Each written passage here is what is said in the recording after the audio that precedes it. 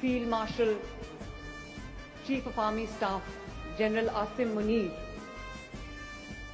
جو میرے سپاہ سالار بھائی ہیں،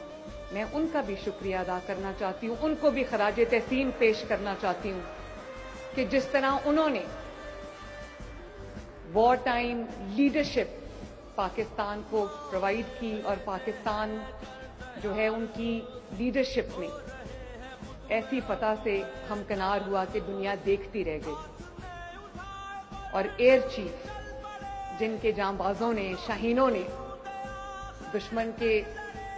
طاقتور طیارے، رفیل طیارے مار گرائے۔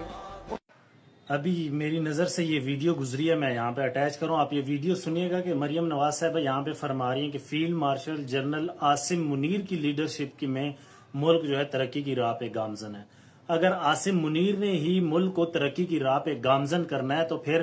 اتنے سینیٹرز، اتنے ایم پی ایز، اتنے وزیر اور وزیر اعظم، وزیر اعلیٰ، ان کو کیوں آپ لوگوں نے اسمبلی میں بٹھایا ہوا؟ آپ لوگ کس چیز کے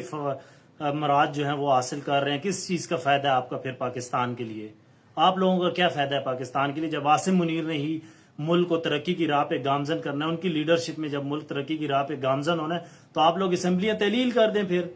ادھر آپ کہتے ہیں کہ ملک کے وزیر اعظم شہباز شریف صاحب ہیں، وہ چلا رہے ہیں پاکستان کو اس وقت، یا پھر آپ نواز شریف کا نام لے رہے ہوتے ہیں اور یہاں پہ بیٹھ کے آپ کہہ رہے ہیں کہ جنرل عاصم منیر کی قیادت میں، لیڈرشپ میں جو ہے ملک ترقی کی راہ پہ گامزن ہے۔ اس کا مطلب ہے آپ لوگوں میں کسی قسم کی کوئی قابلیت ہی نہیں ہے۔